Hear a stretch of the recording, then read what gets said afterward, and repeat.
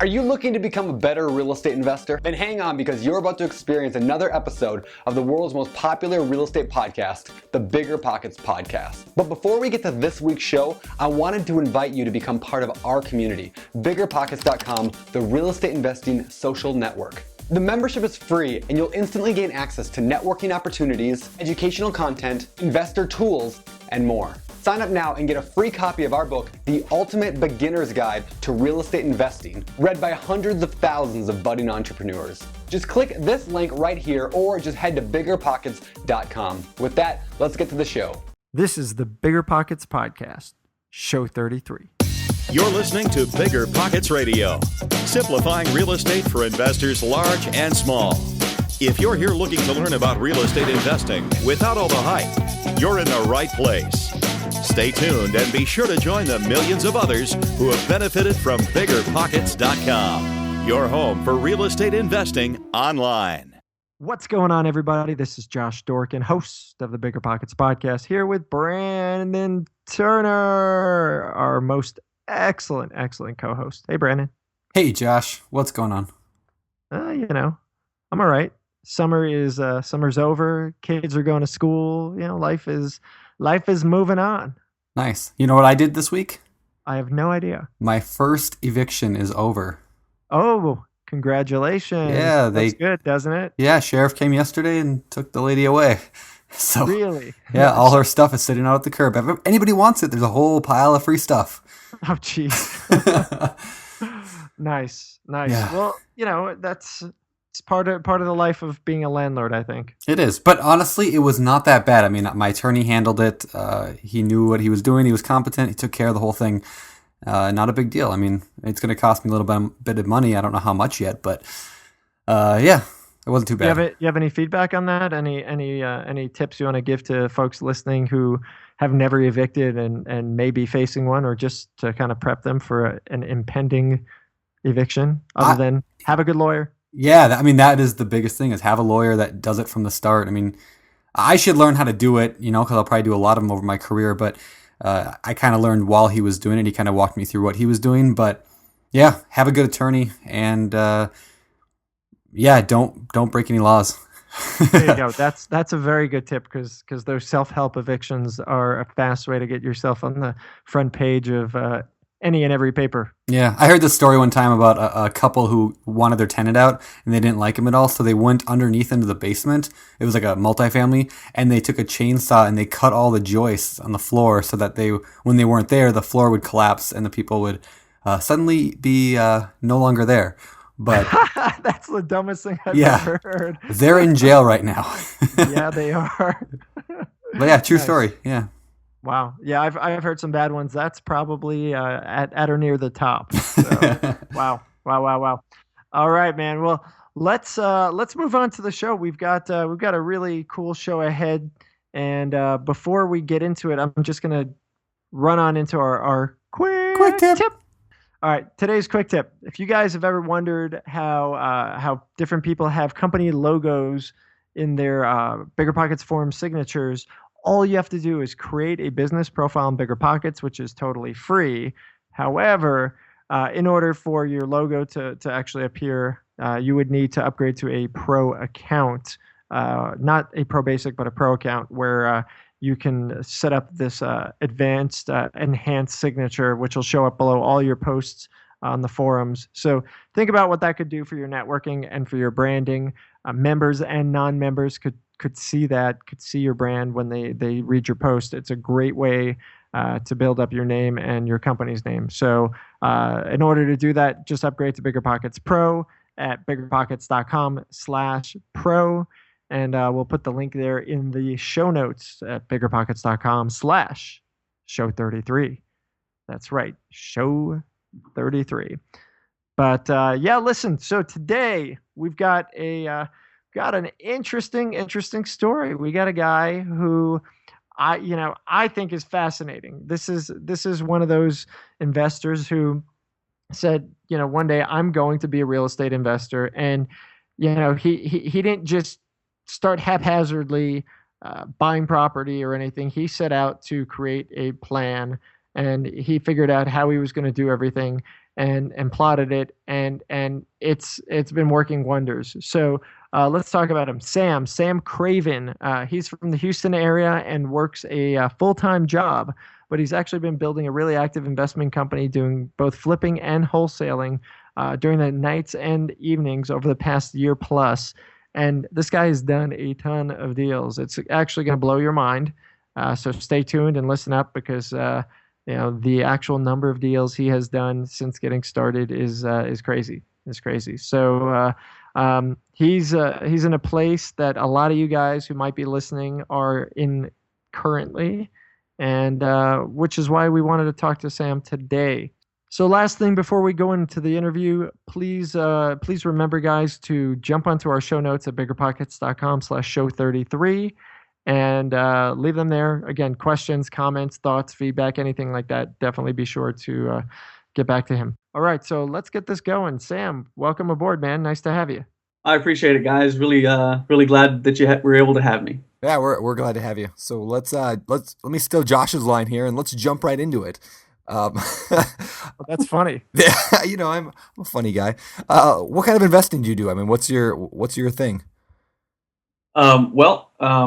My father and I, we've built a business here in Houston, servicing the Houston metropolitan area, and we buy houses to wholesale, to flip, to do kind of what we call wholetailing. And we're also expanding into multifamily. Nice. And how did you end up getting interested in this whole thing? Was it your dad's idea, or was it your plan? Well, it was kind of, I guess I should start from the beginning. So about 2 years ago, I bought my first house for my wife and I to live in. We were 1 year out of college. We bought a foreclosure in the Woodlands that was, which is just a suburb of Houston. It was essentially a crack house. It had been vacant for a few years. People were squatting in there. You bought a crack house for your wife to live in? Yeah. That's awesome. How did she feel about that? She was not happy about it. Oh, okay, just checking. She was not happy about it at all. She likes it now. Yeah. But starting off, she wasn't terribly excited. But gotcha. Once she saw what we could turn the house into, she was absolutely on board, because it was way more house than we could afford it otherwise. Gotcha. But anyhow, we purchased the house, kind of realized that, hey, we just signed on the dotted line, came into quite a bit of equity because of it. And it was kind of like an aha moment for me, where it's like, well, what if I did this a couple more times? So from there, I was kind of going through some career changes and just studied for about a year. And in that same time, my dad, who's now my business partner, was in the process of attempting to purchase a local business. And it just fell through. It just wasn't working.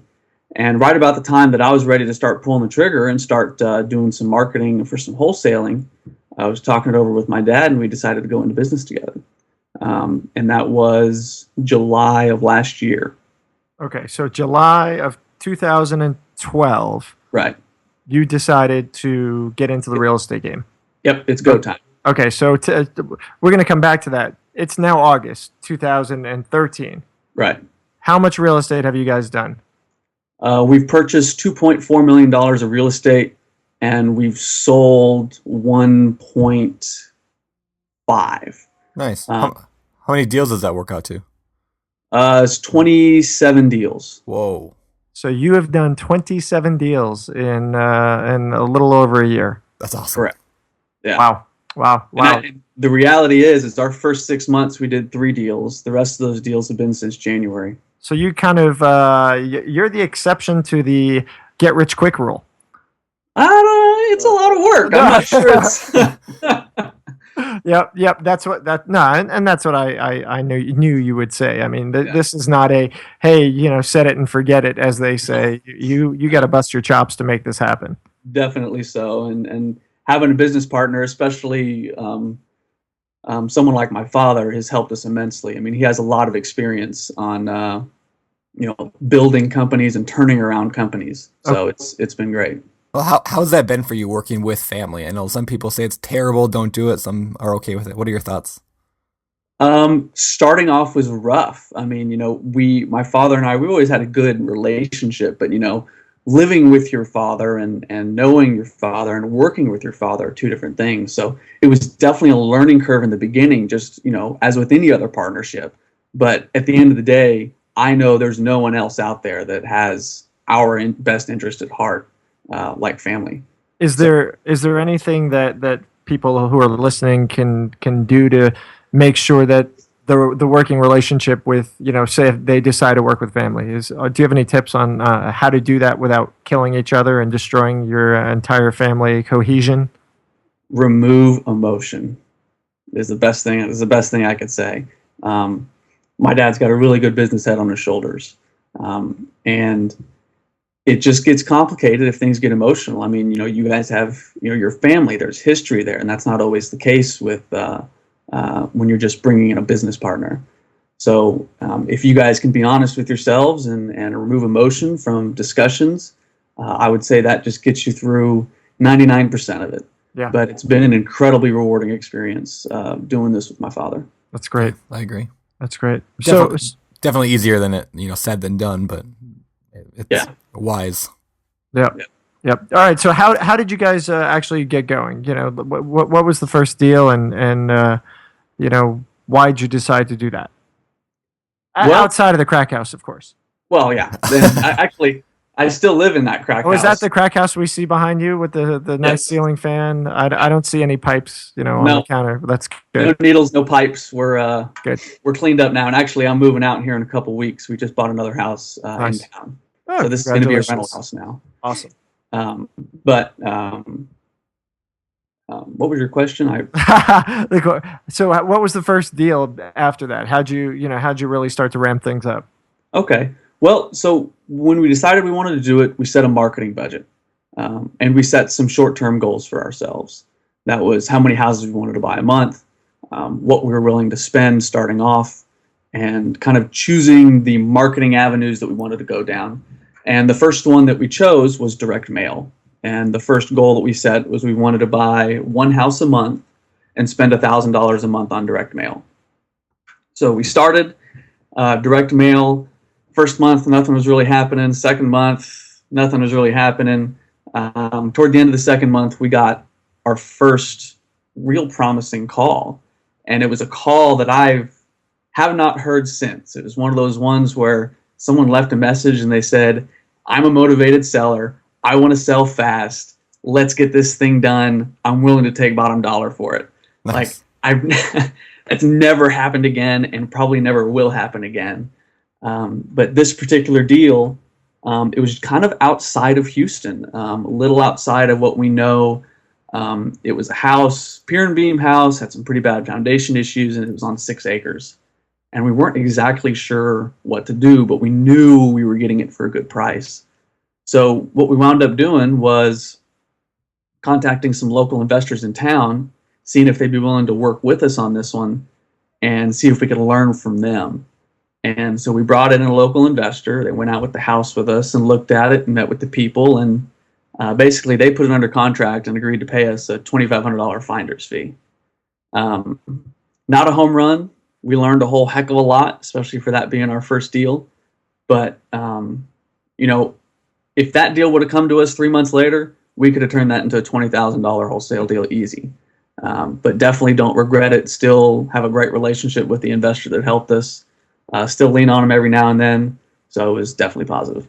Okay, so let me ask you about that, because I think a lot of people come out of the gate and they're like, all right, well, I get the concepts. I'm ready to go. I'm going to start putting some money down in marketing. I'll drop 1,000 this month, 1,000 next month.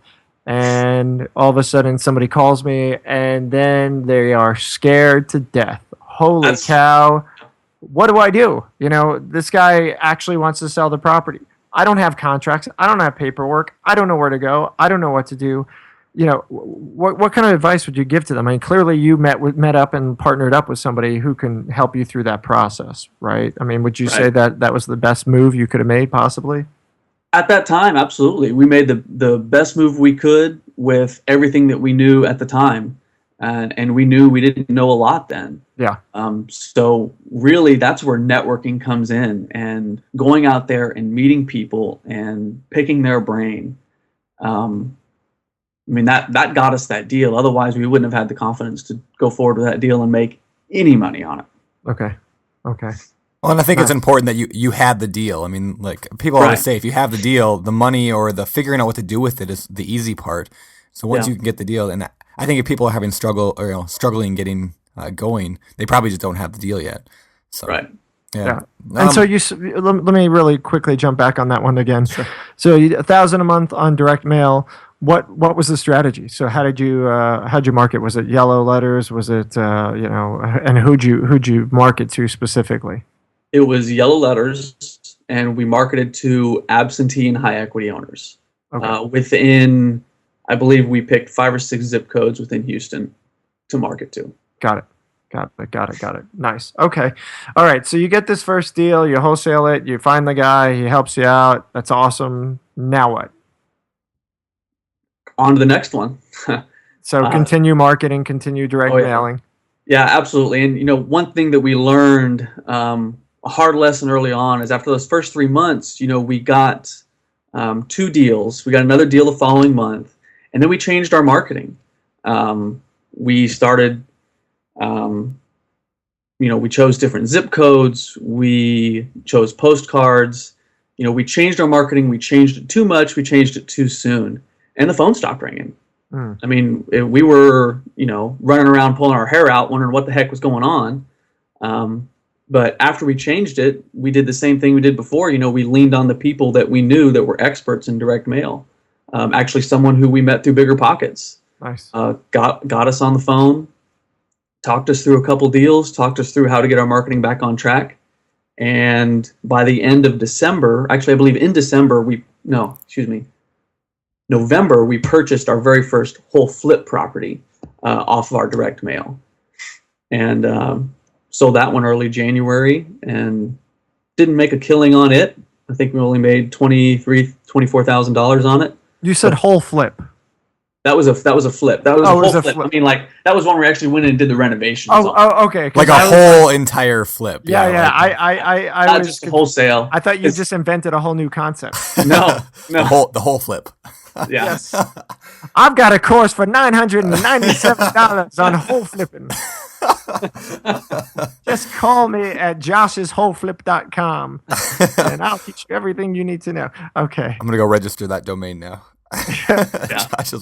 No, but actually, can you tell us about that flip? I mean, what was the house like? What did you do? And what did you learn in that flip? So the house was awarded to a gentleman in a divorce, and took us a long time to negotiate the purchase price on that one. And it was actually pretty interesting because he wound up being our first private lender. He wound up, we were about $5,000 apart on price. And it was a pretty thin deal as it was. We really kind of just wanted to get it just to do it and learn. But my dad wound up negotiating with him. He owner financed the house back to us. So all we had to come up with then was the renovations. So we got our first private lender and our first flip with our very first kind of all-in-one swipe. So that's cool. Worked out pretty well. Did he own it free and clear? Did you do like a subject to? He owned it free and clear. Nice. Yeah. Cool. All right. So why did you decide to suddenly start flipping houses? I mean, you had been wholesaling, less work. You don't have to worry about contractors and all the headaches that come with doing that. What was the motivation at that point? Well, that was all part of the business plan, quite frankly. Okay. Was to put together the marketing strategy to bring us leads, and from those leads, turn that into money somehow. Yeah. Whether that was wholesaling, whether that was flipping, it didn't matter to us. We knew we could put the processes in place to manage the flips. Just needed to learn a little bit more about the industry, managing contractors, those kinds of things. So when this property came along where the numbers looked good for a flip, we jumped on it. We were ready to go. Got it. So you said earlier you got 3 projects done in the first 6 months, and then the rest of them have been since then. So I'm wondering, Is that because of, a lot of the people we've had on the show, like Sharon Vornholt or Jerry Puckett, have talked about that most of the deals come from later direct mailings, like after they get 3, 4, 5, 6 mailings. Have you found that to be true as well in your case? Is that why it took so long? Absolutely. Absolutely. So the reason it took so long was two things. We got impatient and didn't let the direct mail work and change things. And then so once we finally changed things 3 months in, it took 3 months before we really started getting any good leads off that direct mail. Yeah. Oh, so let's talk about the process a little bit. And I know we've covered this in previous shows, but I'm just interested. So you send out your direct mail, you got these postcards, you find somebody to help you make them, you send them out, and you put a phone number on there, or you link to a website. Did you do both? Do you always go to send them to the phone? And if you do send them to the phone, are you answering the phone calls? Do you pay a company to actually screen it and have an answering service, or do you just send it to a voicemail like a Google Voice? So what we did, once we realized what our mistake was, kind of third quarter or fourth quarter last year, we really ramped up our marketing to the point where late last year we were spending about $4,000 a month on direct mail because we wanted to be fully invested in it. We wanted to start 2013 off right. So when we were doing that, we were doing it with yellow letters, and we were getting about 450 calls a month, and they were going to voicemail. Half of them wouldn't leave a message, and then half the people that left a message, if not less, were just not worth calling back. So it was getting overwhelming, and with my dad being the one answering the calls, he hardly had time to do anything else. So we made the decision in February to switch to postcards. It allowed us to lower our costs. We actually brought postcard fulfillment in-house. So we lowered our cost quite a bit. We could send more postcards per dollar. And also our response rate dropped from the postcards, which sounds like a negative. But when you realize that we went from 20% of the calls being worth even looking into to 90% of the calls being worth going out to look at the house, wow, it really cut down the time taken to deal with all these incoming phone calls. So our productivity went up. That's been our experience with it. That's really interesting. So how do you know who to call back? I mean, what was the indicator in those phone calls of the bad calls? Well, we'd call them all back. And so it was real time consuming, and we wouldn't know till we talked to them. So now that our response rate is so much lower with these postcards, but the people tend to be much more motivated, it's going direct to my dad's cell phone. So Robert picks up the phone and talks to every single person who calls. They get a live person right then and there. Got it. And did you? But previous to that, you were not answering the calls. You were sending them to. Okay. Right. It was going to voicemail, and what we would do is we had a account set up with a voice over IP company, and then each type of direct mail would have its own phone number, so we could track. How's absentee doing? How's high equity doing? How's probate doing? So we could capture those metrics and see how many deals we're getting off each one. Got it. That's cool. Got it. And when you switched, you're still marketing to all those different types of properties, but you're just taking those calls and figuring it out as you go along. That's correct. Okay. Yeah, we're still marketing to all that, and we're also doing internet marketing, SEO, and Google AdWords, and we're about to stop doing our newspaper advertising. It's just quit working for us. Got it. So let's talk real quick about the Google AdWords. That's something that interests me a lot. Like, how is that working for you? Getting a good return? Absolutely. Absolutely, yeah. And when we have a website, and when I paid the gentleman to build it, he did some basic SEO, but it's not great. It's like 50% there. So if you search for any of the keywords that I've paid to show up for with Google AdWords, our website doesn't show up. So as far as, when I started experimenting with AdWords, we were immediately showing up in Google, which is just, it's worth it. We were getting good leads. A couple of our big flips have come from AdWords. And so recently, we're going to continue spending about $1,000 a month on Google AdWords, but we're also going to be spending money on SEO. The website's in the process of being redone currently, and the SEO is going to go full bore here probably by the end of this month. Do you have any tips on the AdWords stuff? I'm sure you don't want to give away all your secrets in terms of what exactly you're putting on there, but would you be willing to share some of it at all? I can share that it's an incredibly frustrating experience if you're not familiar with Google AdWords, because the first month we did it, I was spending $1,500 and we got almost no leads, but we were getting, 10,000 clicks. Yeah. And it's just, the best advice I can give, since I'm not very good at it, is to hire a professional. Yeah. Well, and Google AdWords is really easy to suddenly lose, like you said, $1,500, and yes, it is. I had a campaign going years ago, like for some, I don't remember what I was doing. I was trying to advertise for some house I was selling or something. Anyway, I forgot to set like a daily limit or something like that, and I spent $300 like overnight on something I was doing. That might have been Facebook advertising. I don't remember. Anyway, I spent like $300 overnight for nothing. Like I got no leads out of it. And I can definitely sympathize with that. We blew a lot of money the first couple months, and as I learned a little bit, it got better and better, and we're doing pretty good now. We've got at least, we're buying about one house every 2 months off of Google AdWords, and every house that we get off AdWords pays for itself 10, 20 times over. So that's cool. There you go. Definitely worth it. Do you happen to know off the top of your head what your cost per click is? Like, how much are you paying Google for each of those clicks? Right now, about $9 to $10. Okay. $9 to $10 per click. Per click. So it can show up as much as it wants to. It can show 1,000,000 times, but if somebody doesn't click it, you don't pay.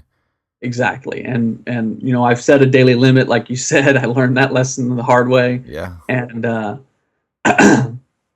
and yeah. Cool. Got it. So I mean, it sounds like you're targeting some pretty long tail stuff. Some really very, very specific. We got much more specific with it, because in the beginning it was just real broad, and we were getting a bunch of clicks and we're paying a bunch of money, and the leads weren't any good. Yeah. So I found that if I can bid higher for clicks and get better leads. So no, that's great. That's great. All right. So I just want to kind of work really quickly through that. We talked about that first flip. Now, 27 deals. My goodness, that's that's a considerable amount of deals to do. So obviously, you guys systematized and built up.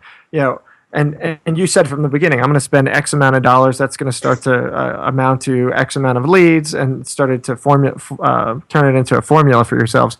But how do you do 27 deals in a year as somebody who probably doesn't have the systems yet? How did you start to ramp that up? We did a lot of stuff ahead of time. We had the systems in place. I was building a buyer's list from day one. We were meeting with contractors from day one. we were planning ahead. We got together, we set our goals, and so we knew what to plan for. So even though we weren't there yet, and even though we were getting frustrated with the things that were coming in, right this second, we knew we were going to be at a different place as we grew month to month. So we set everything up ahead of time so that when we got to that point, when we finally got that wholesale property that we were ready to send out to our buyers list, we had a buyers list. We had the email campaign set up. We had the marketing set up. We had everything we needed to put in that email to sell that property, so that when the deals started coming, it was ready to go. So what does that mean? Actually, I've got two questions. One is, what does that mean to set up? What do you really need to do? A, and B, I know we like to rank on the gurus here, and aren't super fond of them in many ways. But these guys are saying you can be a real estate investor and do it without having any cash. You don't need any money to be an investor. You can just jump in and start doing it. And so do you believe in that? And I guess those are two totally different questions. So hit one and then hit the other. Which one you want me to hit first? Start with the money, and then we'll go to the plan. Okay. As far as wholesaling without any money, if you find a property on the MLS, you can wholesale it and take very little money out of your own pocket. You can find your buyers on Craigslist, which is free, and you can find your sellers on the MLS, which is usually free to get on in certain areas. But the reality is you're not going to find great properties on the MLS. You're going to have to spend some money to do some marketing. We've secured properties for as little as $10 in a contract, but we probably spent, if you look at it over the course of a few months, we probably spent $500 or $1,000 to get that house.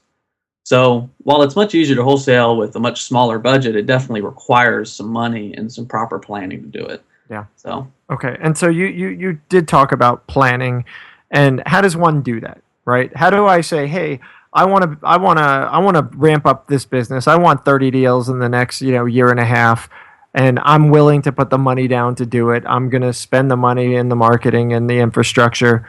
But how do you plan for that? And what did that plan look like to you? I think the most important thing are setting goals. We have 5-year goals. We have 3-year goals. We have 1-year goals. We have 6-month goals, and we have next week goals. So your 5-year goal is going to dictate, when you back it all out, what your 1-week goal is going to be. I mean, how are you going to get, you keep the end in mind. So our goal has been to build a single family flipping business that buys 10 houses a month. That's what we want to do. We also want to have a business that buys distressed apartments and multifamily. So we start with the end in mind. We know, okay, so if we want to be buying 10 houses a month, how much do we need to spend on marketing? Well, okay, so we don't have that much marketing right now. So how much can we spend on marketing right now, and how many deals will that get us? So we put the systems in place to where we can track all that stuff, see how we're doing, see what our return on investment is on our marketing, and adjust. Because what our goal was in the beginning is going to change. It changes consistently. But as long as you have the reporting and the systems and the personnel in place to track that stuff, it becomes much easier to hit those goals and to grow at the rate that we want to grow.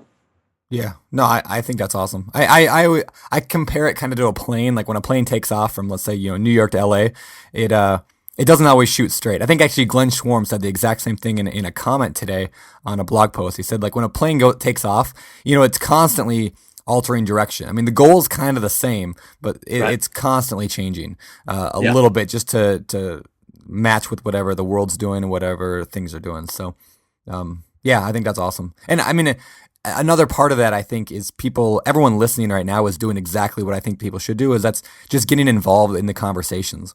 Like, just by hearing us talk about what your plan is, that helps other people figure out what their plan should be, especially if they want to get into wholesaling or flipping. Yeah, and I did a lot of that starting off, reading, listening to podcasts. I spent a lot of time on BiggerPockets. Where? BiggerPockets.com. That's a cool site. I like that place. Yeah. Spent a lot of time on BiggerPockets, learning, asking questions, being the newbie. And it's just been an incredible resource. Just suck up as much information as you can so that when you're ready to pull the trigger and do something, you've got the confidence to do it. Yeah. No, that's awesome. Well, cool. Let's move on a little bit. I'm wondering what kind of properties you're looking for, and whether you're wholesaling or flipping. What are you looking for? So when it comes to wholesaling, our whole business model is kind of, I might offend some people when I say this, but in Houston, there are a lot of wholesalers that just aren't good at what they do. They pay too much for a property, then they try to take too much profit out of the property, and then they try to sell the property. And they do that by not being honest about what the repairs are to get the house rent ready or flip ready, and not being honest about the ARV, knowing that some people don't have access to the MLS to pull proper comps. ARV is? After repair value. Okay. Sorry about that. That's okay. This isn't a quiz. We're just, helping those people who don't know. Yeah. So what we did is we built our marketing model and our purchasing model around the fact that every property that we buy for wholesale is going to be accompanied by a line-by-line general contractor quote that is absolutely executable by a real general contractor. And our ARVs are going to be conservative. Our after repair value is going to be conservative. Our rents are going to be conservative and be real. So, we make our money when we buy the house, not when we sell our house. And I think that's something a lot of wholesalers forget. Yeah. And it goes the same for flipping. I mean, if you can't get the house for a good price and you're going to try to pass it off as this great investment to a bunch of other people, you're going to piss off a lot of people in the process and you're going to lose customers. Yep. So we always sell our properties at a fair price with 100% visibility of everything that the property needs. And because of that, because we do that so diligently, we haven't held a single property for more than 48 hours when we go to wholesale it. I mean, they absolutely disappear. I'm going to jinx myself just because I said that. but I mean, that's what we work towards. I mean, maybe that means we're not taking quite as big of a margin as we could, but the reality is the smallest wholesale deal we've ever done is $8,000. Yeah, except for that first $2,500 one. Yeah, except for that little guy. I hardly count that. We're not going to forget about that. Yeah, that was a finder's fee. That was a finder's fee. Okay. Parse it a little bit. Okay, that's fine. Call it what you will. That's fine. I think that advice is amazing. I mean, like, I wish every wholesaler in the world could just rewind that last 5 minutes and listen to it like 10 times, because I wasn't listening. What did he say? To sum up, it means get a good deal. Like, you have to get a good deal. Yep. Stop chasing. And don't be afraid to pass up a deal. Yeah. I think people just get emotional and they get like, somebody called me, therefore it's a good deal. Yep. Right. Yep. Yeah. Well, and in our last podcast, show 32 with Will Bernard, we talked about that a little bit as well. You can't chase a deal. Southern California is crazy. It's hot. These properties are coming on the market and they're always being bid up. And I think, just so many new investors in particular find themselves chasing deals. And I think there's some sophisticated investors who are screwing with these guys too. I think there's a lot of people who are putting in offers just to watch people chase it up. And, I don't know, man, you're seeing people buy these properties that they think they're going to flip and they're paying ridiculous amounts of money. There's not a chance in hell that they're going to make any money on it. I don't know. It baffles me. Yeah. I think I see that a lot in the Houston market. There's people that are going in, they're buying properties to wholesale, and their whole customer base are people that are new and don't know what they're doing. Yeah.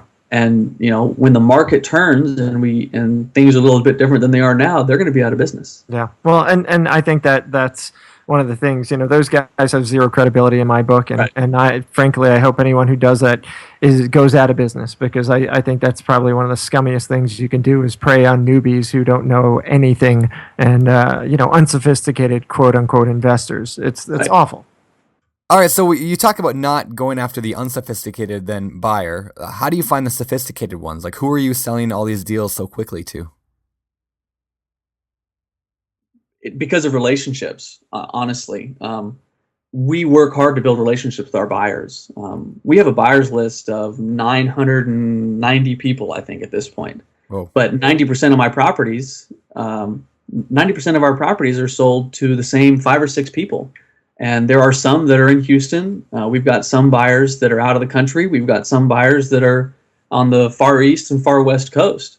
So I think we find those buyers by marketing for those particular buyers, by networking in our local area, but also by providing a product that instills confidence, so that if there's someone in Washington, D.C. that wants to buy one of our properties, they know exactly what they're getting. They don't have to fly down here to see that property. And they'll buy from us time and time again. Nice. And I think that's something that a lot of people have repeated over and again on the show. Your 900 strong buyers list is really a 5 strong buyers list, a 10 strong buyers list. I mean, the bulk of those people, maybe somebody will eventually buy who's on that list, but yeah, you're really going to be reselling to folks, the same small group of people. Absolutely. Yeah. We've experienced the same thing. Yeah. So you don't need to pay like a $9.97 a month plan to find a buyer's list or anything? No. How are you? You said marketing for them and networking. Obviously, we understand there's good ways to do that. Are you doing anything like direct mail for buyers, or did you do anything like that? No. All of our buyers are coming to us through local networking events. We've been asked to speak at a couple RIAs here in town. That definitely brings in a lot of buyers, potential buyers. And then also Craigslist. I've got 10 ads that I run on Craigslist, and I update every Monday morning. Nice. And that's usually good for adding about 10 buyers a week. Wow, that's cool. Yeah. All right. Well, so you're working, correct? I mean, you've got a job. That's correct. I have a full-time job. And when you started, you had a full-time job. Well, you had just transitioned, I think you had said, right? I'd been with, yes, yeah. Yeah. Okay. And so, that's pretty impressive. I think a lot of people think, hey, I can't do this while I work. I mean, I've got to focus on my job, and how am I going to find the time? Obviously, it's night and weekends, right? I mean, you get, and in your case, obviously having a partner who's available potentially frees up a lot of your kind of during the daytime, right? Right. Having the partner is huge because he's in the business full time. Yeah. So if he needs to run out and manage a project, he's there. If he needs to go meet with a seller, he's there. Yeah. I can answer the phone during the day and manage some of the back office stuff. But I take care of all of those things, after 5 o'clock or on the weekends.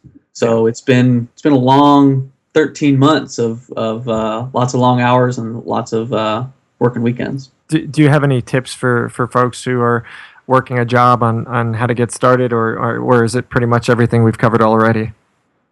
You guys have done a pretty good job of covering it in some of the previous podcasts. I would say that having a partner that you can trust is definitely spoiling, but also being willing to just work and work hard. 5 o'clock when you get home from your job, to sit down and start cruising the MLS or start contacting marketing companies to start handling your direct mail. You got to put in the effort to do it. But, there's a lot of tools out there to make it to where you can take some of the burden off of you. Companies that will handle all of your fulfillment, companies that will handle answering all the calls and just sending you the leads. So there's definitely a way to do it. All that stuff takes a little bit extra cash, but it's definitely doable. Nice. Cool. Well, let's talk real quick about financing your flips. How are you doing that? We have private lenders that we work with. Okay. And how'd you find these people? Networking in town. There you go. The local RIA clubs. So I can't, you don't just put ads up and say, hey, No. I need a private lender. No, I see people doing that, and it's really, really scary. I mean, you're breaking all kinds of laws by saying, we're looking for a private lender for this project and we'll pay 14%. You just can't do that.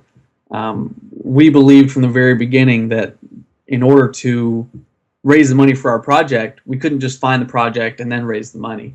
We need to have those relationships in place.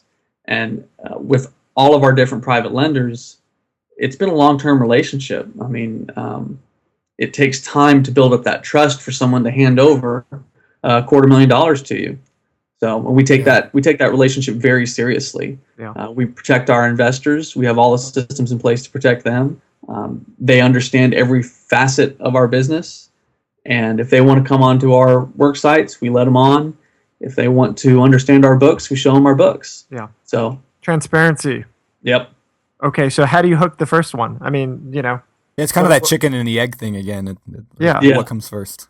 Yeah. It's is it a deal? I mean, how did it work out? I told you, our first lender was basically the homeowner on our first flip. That's right. With him, he just had to have confidence in us and our ability to do the job. And when we finished that job, he was upset because he knew the paychecks were going to stop coming. But landing the first one was a lot of conversations. I believe conversations over 3 months in order to get, the lender comfortable with who we are, and then of course us comfortable with the lender and how they lend and what their terms are. It's a long process, and understanding relationships and how to build relationships and how to keep your partners, because they are essentially partners in our business. I mean, their success is dependent on our success, and our success is dependent on their success. Is there like a standard set of terms that you guys usually use, or does that really vary between lenders? It varies between lenders. Okay. Yeah. Got it. No, that's great. Yeah, I think it's one of the challenges that most investors come to is, hey, I've done a couple wholesales or I used hard money. Now I'm ready to ramp up and I need private money. I don't want to pay the hard money rates. What do I do? And how do I start doing it? So good advice. Good advice. Okay, so how do you adjust when things don't go according to plan? I'm sure your business over 27 deals hasn't been perfect. I'm sure things have gone wrong. Yes. What do you do? How do you get through it? The best thing I could say is have good people around you. You know, it's tough to have a plan in place for every little thing that'll go wrong, but just stay calm, focus on the end goal, and have some good advisors. Have some good people around you that you can go and approach and say, hey, I'm in way over my head, or I made this mistake. What would you do? And when something goes wrong, we wind up calling quite a few people and getting advice. Yeah. Usually the last people we call are the attorneys because they charge, and that is what it is. But there's a wealth of knowledge out there if you're able to go and network with some people. And you can find answers on a place like, say, BiggerPockets.com, for example. Exactly. Yes. Exactly. So there's actually been quite a few times when we were running into our issues with our marketing, there 3 months in, I went to BiggerPockets, I started a thread, and someone on there, Michael Quarles, actually reached out, and he coached us through it and got us headed down the right road. That's great.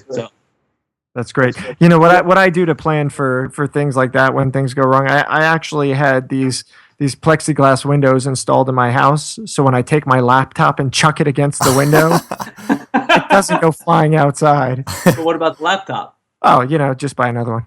Okay. Yeah, no, it's good advice. I mean, it's investing can be frustrating, and clearly things aren't always going to go right. No, definitely not. Yeah. Definitely not. That's kind of what keeps things interesting, actually. If everything went right all the time, it probably wouldn't be nearly as fun. Yeah, right on. All right, well, let's before we start getting into our fire rounds and other fancy things, rumor has it that you're trying to pick up a fairly fancy property. You're trying to pick up, I think it's like a 7,642 unit property. Is that what it is? Well, I'm not sure fancy would be the word to use it. It's a 319 unit apartment complex. Okay. That's come to us through relationships that we've started to build with brokers as we've pushed to build our multifamily business. This is a property that we've partnered with on someone locally who has about $8 million and I think it's like 450 doors or so under management of apartments. And this has been a property we've been negotiating on for the last 60 to 90 days. And just recently, earlier this week, got word that things are moving forward on it. That's great. So this particular property, though, like I said, it's not exactly fancy. It's 319 units. It's 20% occupied. Whoa. And all the buildings need roofs. 80% of the units need AC units. And it all needs quite a bit of work, but there's a huge potential for upside. Wow. So finding a 20% occupied building has got to be a diamond in the rough. I'm sure your cost per door is pretty good, or at least you haven't closed, so will be pretty good when it's all said and done, because it's going to require a lot of money to fix this place up. Right. So our acquisition cost per door is incredibly low. And we feel we already have an estimate for getting all the renovations done inside and out. So we feel pretty confident this is going to be a heck of a deal. We're in the process now of raising the $3 to $3.5 million that we're going to need to move forward on this. And so we're pretty excited. That's great. So how did you transition, right? I know the answer. You had a plan, but what, what really made you go, hey, I'm flipping houses, all of a sudden I'm going to buy a 319 unit building to rehab? It's a big jump. You said it yourself. It's all part of the plan, right? So we knew we wanted to do apartments. We've started doing direct mail for apartments in Harris County, and we started building the relationships to the brokers. Because in this deal, we found a partner who has experience with these types of properties. It's just not that big of a jump. We have a mindset that this is a business. We've built the systems. We're not just investors. Yeah. This is a full-fledged business. And so everything's been put in place so that if something like this came along, we're ready to handle it. We're ready to move forward. We're ready to, do it, hit the ground running. Nice. So while it seems like it's a big jump, really the only big jump is going to be raising the money. It's more money than we've ever had to raise before. Yeah. But we've already put the processes in place to handle it. Yeah. And so this building wasn't on LoopNet. It wasn't on any of these listing sites. It was a straight direct mail relationship opportunity. Yes, this one actually didn't come from the direct mail. Okay. This one came from broker relationships. Got it. That's my personal belief anyway, is that most apartment buildings, I mean, I could be wrong on this, but I think most apartment buildings are good deals are found through relationships. Like with houses, obviously most things are found on the MLS maybe, but it just feels like apartments are usually relationships. So and we've kind of noticed that because it seems like I said, we've been doing direct mail. We've been sending 1,500 letters every 2 months to assets in Harris County in Houston, and the response rate hasn't been that good, and we haven't gotten a single deal from it yet. But consistently the best looking deals are the ones that are coming from the relationships with the brokers. Yeah. So and really, really quickly, how does that work? Obviously, you've got a history. So do you just start calling commercial brokers and saying, hey, here's who I am, here's what I'm looking to do, here's my plan, and if you find any opportunities that are discounted or at certain cap rate, let me know? Sort of. If you call them and you say that, you might see deals for the next week or two. But the reality is, I believe in lunch. Sit down, have lunch with them, learn about them. Learn about the types of properties that they get, see if you can help them in any way. Maybe some properties come to us from our direct mail that's, not good for us, but they have a customer for. So, try to build a real relationship from it, not just spit out who you are and then hope they call you in the next couple months. Yeah. Follow up with them, continue to have lunches with them, get to know them. Yeah. That's great advice. And I think that applies in all aspects of business, particularly in this business. Yeah. Yeah, absolutely. Brandon has people take him out for coffee all the time. Yes, not all the time. Yeah. Apparently, it's like weekly. He gets free Starbucks coffees from people. No, it's like once a month. Oh, okay. Yeah, it's good. It's the perks. It's the perks of being the host of the largest real estate investing podcast. Oh, there you go. There you go. Yeah, use it up, man. Because you're not going to be the co-host for long. No.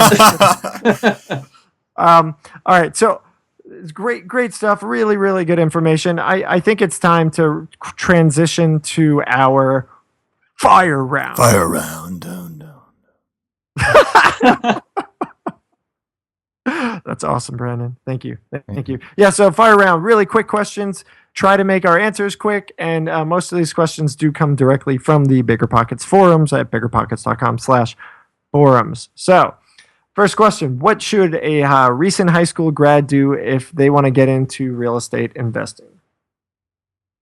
First thing I would do is just read BiggerPockets, read as many books as you can, and start networking. And figure out what you want your direction to be. Do you want to wholesale? What types of properties do you want to wholesale? What types of properties will your market support for wholesale? And then set a budget. Nice. Start going after some properties. Good. Let's say you were not an investor yet, and somebody were to give you $100,000. What do you do with it? What's your first step with $100,000? I don't know. How can I go to Monaco, or is that? Well, I like that plan too. Bet it all on black. Yeah. Again, I would go back to goals. What are your goals? What do you want to do with that money? You could lend it as hard money. You could try to buy some single family homes with it, or you can take a good chunk of it and buy and renovate and do a flip. I think it's just going to depend on what the end goal is. Yeah. Right on, right on. All right, so successful direct mail is all about testing to see what works. So for someone with a relatively small budget, how do you recommend they begin testing? Yellow letters. Start testing with yellow letters. Do the research in your market. Figure out, what your median home price is. Figure out what zip codes a lot of those houses are in, and start targeting them. And measure. Measure how many people call. Measure how many deals you get. How many letters you send. If you send letters on Monday, what kind of response rate do you get? If you send letters on Friday, what kind of response rate do you get? That kind of stuff. Yeah. Right on. There was that famous quote, I think it says, like, what matters gets measured, or something like that. And it applies that, like, if something's important, like, measure it, and then you can figure out what works and what doesn't. Yeah. So, cool. All right, next one. Do you use any apps on your phone or, like, an iPad or anything for real estate investing? And if so, which? Do I use any apps? Yeah, is there anything? Probably the calculator app a lot. Otherwise, not really, honestly. Okay. Well, the local MLS app is a great tool. Here, HAR, H-A-R, the application on my iPad is incredible because I can walk up to a seller and the seller says, my house is worth $500,000. And I can show them where their house is worth $80,000. And it's pretty Nice. It's pretty tough to argue. Yeah, I want to be in that conversation. Yeah, well, they're not fun to have because they're never happy that their house is worth $80,000. Yep, of course. All right, flipping multifamilies. Well, have you done it, or you haven't done it yet? Okay. Not yet. All right. I'll let you know in 18 months after we finish this big one. Yeah, baby. Nice. We're looking forward to hearing about this one, man. This is going to be a fun deal. Yeah. Yeah. Okay, so we talked about planning for things going wrong. What's the biggest mistake you've made in your investing so far? Biggest mistake we've made, probably trusting sellers. That's come back to burn us quite a few times. Really? Yeah. Do you want to give an example? Yeah, like, oh yeah, it went through probate, or oh no, I don't owe anything on it, or yeah, I paid the whole thing off. Just real quick story: had a wholesale under contract for $50,000. The house was worth $100,000. The guy said, "Oh yeah, it's all paid off. It's not a big deal." Reality was he had a mortgage for $110,000 on the house that he thought the government had paid off for him. Nice. In reality, the government was just trying to foreclose on him. So, That's very trusting different. sellers is a big one. Okay, so instead of trust but verify, just friggin' verify. Verify, verify, verify, verify. Nice. All right, last question of the fire round. Real estate agent license. Should you be licensed? Neither my father or I, we are not licensed. Okay. My mother has a license actually, and so we can operate on the MLS. We flat fee list all of our stuff through her, but that's easy to find elsewhere. So, I'm gonna extend the fire round. Actually, we're gonna move out of the fire round, and I'm gonna ask a question about that because that's an interesting thing. Flat fee MLS. I know I was an agent back in SoCal, and yeah, that was a long time ago, and yeah, flat fee MLS guys just got no respect. The traditional agents, wouldn't show the listings. It was persona non grata type of stuff. How does that work for you guys? fantastic. Absolutely great. Our last flip, which had a 2 flips ago, had an ARV of 259,000. We sold it probably is about 3 to 4% above market, and we sold it in 8 hours. A flip we sold earlier this week. Again, we were about 4 or 5% above market, sold it in 20 hours. So here, where the market is so incredibly quick, and the buyer's agent is going to make their 3% commission no matter what, they don't care. And we do our flips in such a way where we're the best looking house in the area for an incredibly good price. And that's why they sell as quickly as they do. So we really haven't run into that issue at all. Now, if the market changes, we may, and we're more than happy to pay it. But right now, it's just not necessary. Gotcha. Cool. All right. Well, let's move on to our famous fool. Really? Am I doing the show with a little girl or Sasquatch? Come on, Sasquatch, let's do it. Famous for. How do I take him seriously? You don't. No, not at all. All right. Famous for. What is, do you have any favorite real estate investing books? Gary Keller's book, Millionaire Real Estate Investor, is really good. Yep. I enjoyed that one. Okay, right on. How about business books? The E-Myth. Good. And I forget who wrote that one, actually, but Michael Gerber, I think his name is. Yes. Yeah. Yep. The E-Myth I thought was incredible. Me too. Nice. Yes, you talk about it almost every show. It's that good. People need to read it. People need to read it. Absolutely. There you go. And what about hobbies? I see in a picture behind you a tire of a racing car. Are you a car racing guy or? Yes, I am. So all through college, I worked as a professional mechanic on Ferrari Challenge and Star Mazda race teams, and that was really my first passion. Also through college, I raced professionally and raced for Formula SAE. I didn't race professionally. I raced kind of amateur. But yeah, that's absolutely my first passion is racing. Second is travel, and my wife and I just got back from a 2-week long camping trip all through the Southwest. Nice. Actually, and based off of our truck. So that was a lot of fun. We really enjoy travel. Wow, that's great. That's great. Cool. All right, final question. What do you believe sets apart the investors who succeed from those who do not? Planning and execution, and confidence in that execution. So there's a lot of investors who do onesie-twosies, and then there are investors who build the big business. We hope to be the investor that builds the big business. I mean, we've done, like I said, over $2 million this year. Next year we want to be at 4, and then the year after that we want to be at 8, and that's just our single-family homes. That doesn't count what we want to do with commercial and everything else. So I think having the plan, having the vision, and having the wherewithal, or at least the people around you to coach you towards that end goal is pretty important. Great advice. Great advice. All right, guys. Well, this has been a lot of fun. It's Sam Craven, show 33 of the BiggerPockets podcast. You can find the show notes at BiggerPockets.com/show33. Sam, thanks so much for being with us, and of course, we'll see you around the site. Yeah, absolutely. Thanks for having me, guys. Yeah, thank you. All right, guys, that was Sam Craven with some awesome stuff. I thought the interview was fantastic. I think Sam might have done more deals in his first year than most of us have done thus far. What do you think, Brandon? Yeah, I'm pretty sure he's done more than me. And hey, also real quick, if people want to reach out to Sam, they should definitely check out his website at www.sennahomes.com.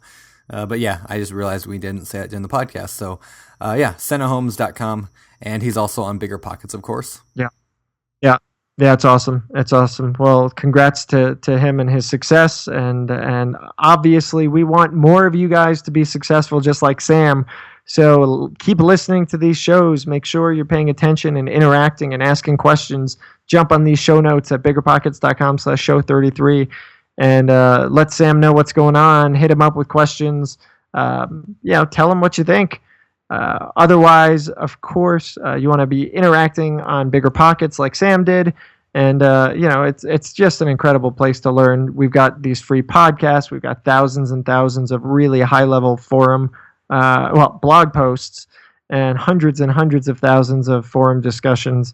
The site is incredible. The content is insane. And guess what? It's all free. Woohoo! That's right. Now, we do have paid memberships, as we talked about in the quick tip. But what'd you say? Quick tip. Yep. So we've got these paid accounts, and they've got a lot of value. You should check them out. If there's any interest, go to BiggerPockets.com/pro, and you can find out all the benefits of upgrading. That's pretty much it. Remember to follow us on our networks: Facebook, Twitter, G+. We're everywhere. Make sure to interact with us on our various social networks outside of the one and only BiggerPockets. And definitely also make sure, I'm actually forgetting what I was supposed to say, which is why I'm trying to extend it out here. Hold on, it's going to come to me. Brandon, say something so I could come up with what I was going to say, because I can't think and talk at the same time. By the light of the silvery moon. I don't remember the rest of the words. Keep going. That's all I got. Oh, if you haven't already, make sure to leave us a review or a rating on iTunes. Why would I forget that, Brandon? You say it every week. I don't know. I say it every week, but I forgot it this time. Anyway, guys, make sure to leave us a rating and a review on iTunes. It helps us get more visibility, makes us feel good. All right. Well, for BiggerPockets, this is... Is this thing still on? This is Josh Dorgan signing off. You're listening to BiggerPockets Radio, simplifying real estate for investors large and small. If you're here looking to learn about real estate investing without all the hype, you're in the right place. You're to join the millions of others who have benefited from BiggerPockets.com, your home for real estate investing online.